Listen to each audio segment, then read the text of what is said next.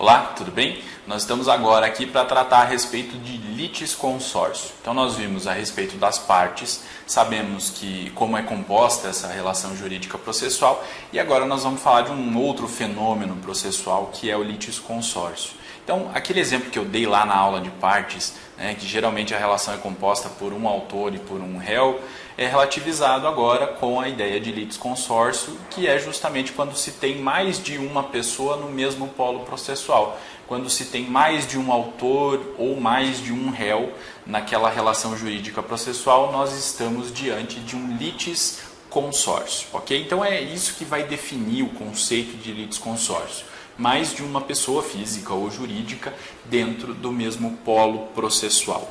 E a legislação autoriza a formação de litisconsórcio, e às vezes ela até exige a formação de litisconsórcio, porque ela quer proteger, na verdade, ou quer promover a economia processual e a segurança jurídica, porque então autorizando que duas ou mais pessoas componham o mesmo polo da relação jurídica processual, evita-se a propositura de 2 ou 3 ou 4 processos, um processo para cada pessoa. Então elas podem, dependendo do respeito às regras processuais, unirem-se e proporem uma demanda apenas, formando um litisconsórcio, certo? Isso por precaução, para que se preserve a economia processual e se promova a segurança jurídica, na medida em que aquilo vai ser julgado por um mesmo juiz e vai ser dado então um tratamento igualitário para aquelas partes, Se elas estiverem numa situação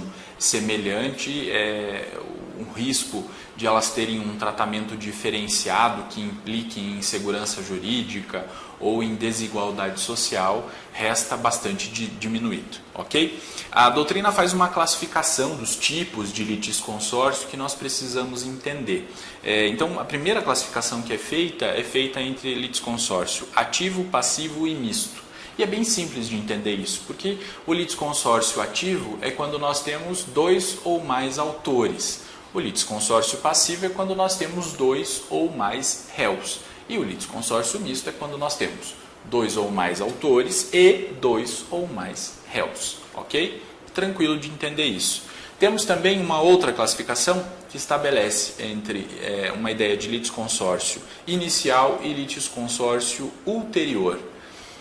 O litisconsórcio inicial é aquele que já é formado na propositura da ação ou na formação da relação jurídico-processual. Já no início ali nós temos 2 ou mais autores ou 2 ou mais réus, e esse é o litisconsórcio inicial. E o ulterior é aquele que é formado depois de que já está formada a relação jurídico-processual. Aí há um acréscimo de partes, entram mais partes em algum dos polos processuais, e aí nós temos um litisconsórcio ulterior. E aí nós vamos definir isso com relação ao tempo. Se for no início do processo, é inicial. Se for depois da formação da relação jurídica processual, aí é um litisconsórcio ulterior. Fica bem fácil de definir quando é um e quando é outro. E a doutrina faz, além disso, uma terceira classificação para falar sobre o litisconsórcio facultativo e o litisconsórcio necessário. E esse convém uma atenção um pouco maior. O litisconsórcio facultativo, o próprio nome já está dizendo, a sua formação não é obrigatória. E ele está disposto lá no artigo 113 do novo Código de Processo Civil.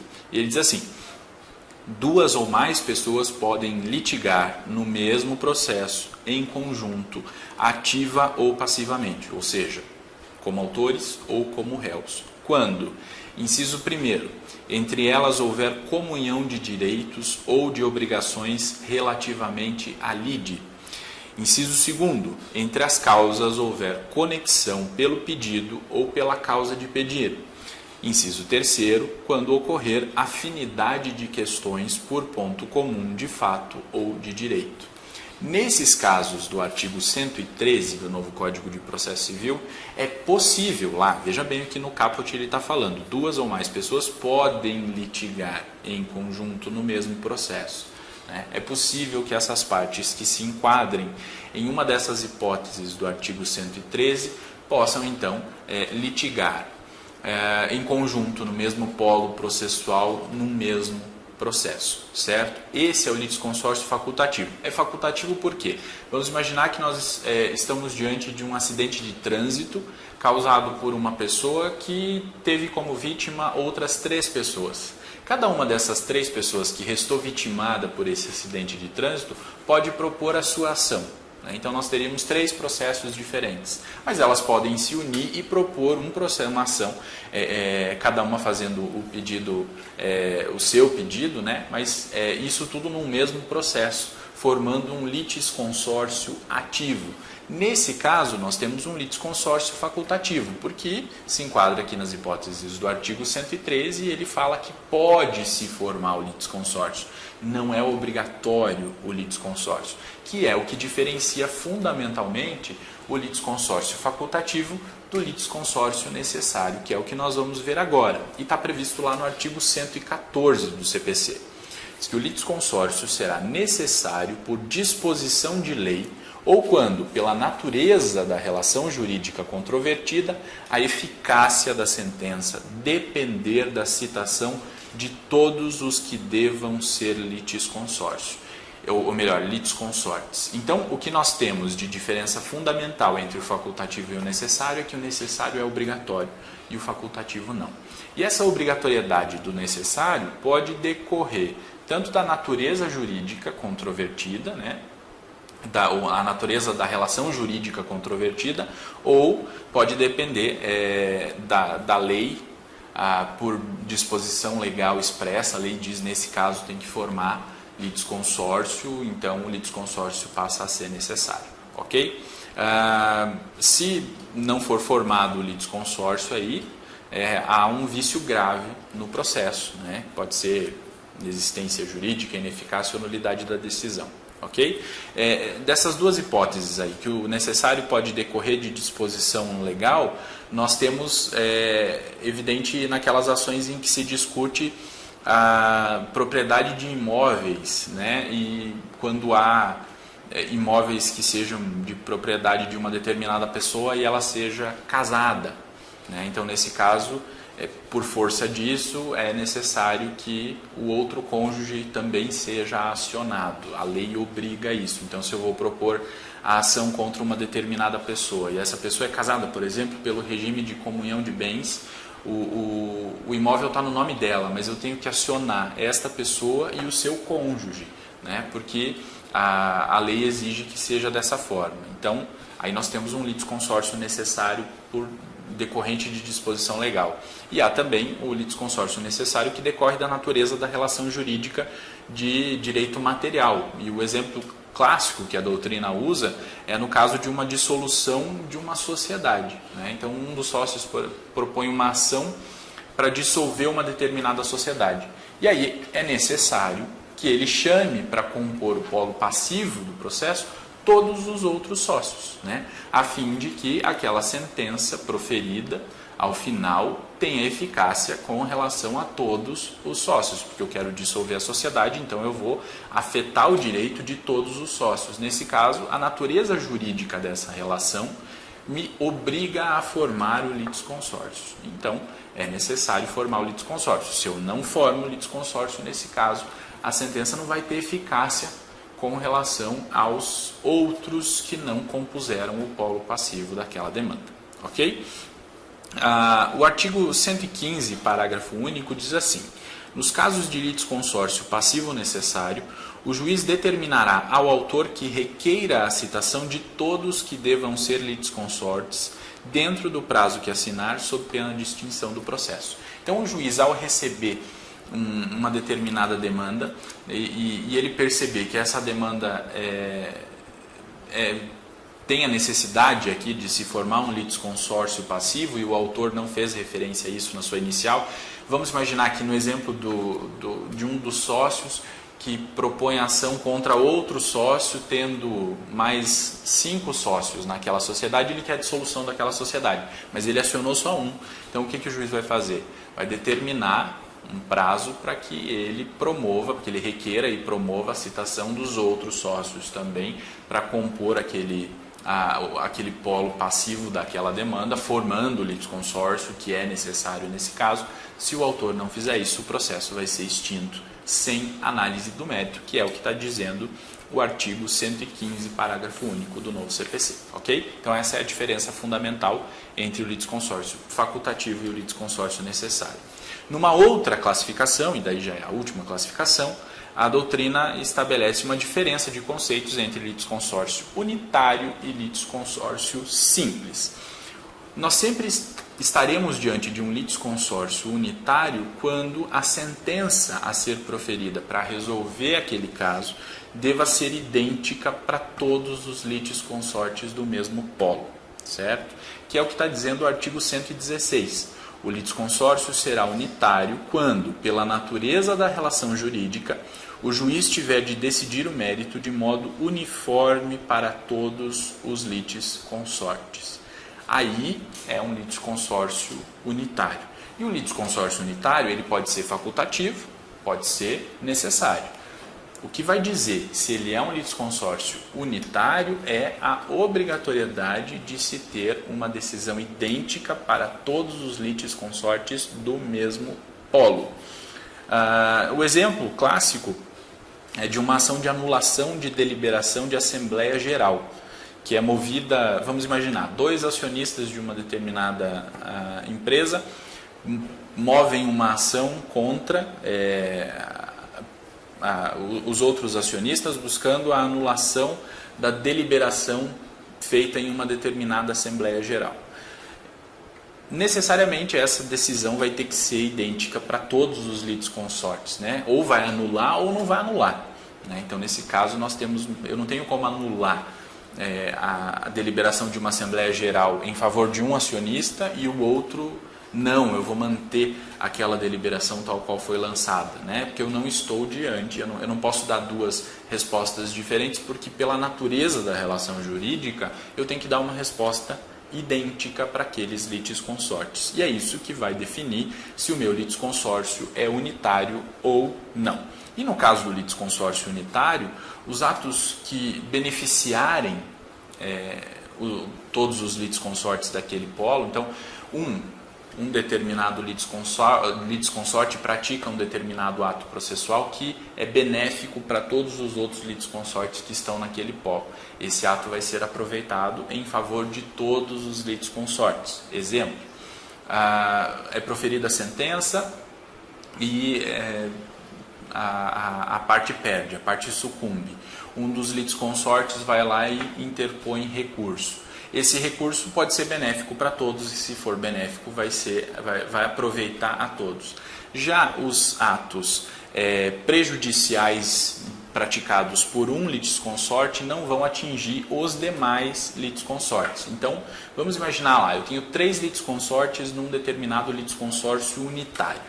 Um deles confessa. Confessa e a partir da confissão é possível concluir que a outra parte é que tem razão, que as partes que estão no outro polo é que têm razão. Só que há outros litisconsortes que não confessaram. Nesse caso, a confissão de um não vai surtir efeito nenhum, porque eu não posso usar essa confissão de um litisconsorte dentro de um litisconsórcio unitário para prejudicar os demais litisconsortes que não confessaram.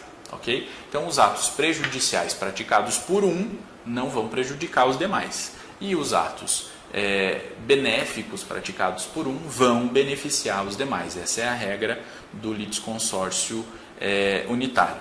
O artigo 117 diz assim: os litisconsortes serão considerados em suas relações com a parte adversa como litigantes distintos, exceto no litisconsórcio unitário, caso em que os atos e as omissões de um não prejudicarão os outros, mas os poderão beneficiar. Então, diferentemente dos outros tipos de litisconsórcio, quando eu estou diante de um litisconsórcio unitário, os atos de um só podem beneficiar os outros, não podem prejudicar os outros, né? Eles não vão ser entendidos como litigantes distintos, é um bloco de litigantes, porque eu tenho que dar uma decisão única para todos, né? Uma resposta única para todos os litisconsortes daquele polo, ok? E em contrapartida ao litisconsórcio unitário, nós temos o litisconsórcio simples, que é sempre que acontece de se ter um litisconsórcio, mas não há a obrigatoriedade de se dar uma decisão idêntica para todos os litisconsortes que compõem aquele polo processual. Então não há essa necessidade de identidade de julgamento para todos os litisconsortes. E o exemplo que eu dou é naquele caso do acidente de trânsito. 3 pessoas propuseram uma ação alegando terem sido vitimadas por uma outra pessoa, né? Então, a Maria, o João e o José propõem ação contra o Paulo, dizendo que o Paulo causou um determinado acidente de trânsito. É possível que o juiz diga que a Maria, o João, tem razão e que o José não tem razão, porque o José também trafegava em desrespeito às normas do Código de Trânsito Brasileiro. Vamos imaginar. Então, nós tivemos decisões diferentes. Uma mesma sentença que julgou procedente o pedido da Maria, o pedido do João, mas julgou improcedente o pedido do José. Nesse caso, nós estamos diante de um litisconsórcio simples, porque as decisões foram diferentes, não havia obrigatoriedade de essa decisão ser única, idêntica para todos os litisconsortes, ok? Nesse caso do litisconsórcio simples, os litisconsortes são, como diz o artigo 117, considerados em suas relações com a parte adversa como litigantes distintos, né? Eles têm independência e autonomia. Os atos praticados por um não prejudica e nem favorece o outro litisconsorte, ok? Cada um aí é dono do seu direito e vai ter que produzir as provas necessárias para demonstrar o seu direito e para convencer o juiz da sua razão, ok? Porque eles são considerados distintos. Muito bem. Nós já conhecemos essa regra do artigo 229 que fala da contagem dobrada de prazo naqueles casos em que eu tenho um litisconsórcio, né, cujas partes têm procuradores diferentes de escritórios de advocacia diferentes em processos com autos físicos, e aí vai ter a contagem dobrada de prazos. Se eu não estiver dentro dessa condição, pode ser lá que sejam partes diferentes, né? Eu tenho litisconsortes no mesmo polo, só que eles são defendidos pelo mesmo advogado ou pelo mesmo escritório. Eu não vou ter prazo dobrado, também não tenho prazo dobrado se o meu processo tramitar em autos digitais, autos virtuais. Nesse caso, só vou ter prazo dobrado se os autos forem de processos físicos. Ok? E para finalizar, o artigo 113, parágrafo 1º, diz assim: o juiz poderá limitar o litisconsórcio facultativo quanto ao número de litigantes na fase de conhecimento, na liquidação de sentença ou na execução, quando este comprometer a rápida solução do litígio ou dificultar a defesa ou o cumprimento da sentença. Aqui nós estamos diante do chamado litisconsórcio multitudinário. Temos muita gente no mesmo polo processual numa hipótese de litisconsórcio facultativo. Lembrando que o facultativo é aquele que pode ser formado ou não, né? Nós vimos lá no início que a ideia do litisconsórcio era promover economia processual, porque eu vou juntar várias pessoas no mesmo polo processual, né? Em vez de ter várias ações, eu tenho uma só. Então eu vou ter economia processual. Só que a mesma lógica da economia processual, que envolve tanto a preocupação com dinheiro como a preocupação com o tempo, se tiver muita gente no mesmo polo processual, pode ser prejudicial para o andamento do processo. O processo pode ficar mais lento, né? E aí, nesse caso, nós vamos aplicar o que está disposto aqui no artigo 113, parágrafo 1º, e autorizamos o juiz, então, a limitar o número de litisconsortes, no caso de litisconsórcio multitudinário. Tem muita gente, vai atrasar o andamento do feito. Nós estamos diante de um litisconsórcio facultativo, é possível ao juiz determinar se esse tanto de gente for prejudicar o andamento do processo, o tempo do processo, é possível ao juiz limitar o número de litisconsortes e determinar aí a divisão em outras várias ações. Ok? Era isso que nós tínhamos que falar sobre o litisconsórcio no processo civil. Nos vemos na próxima. Até lá.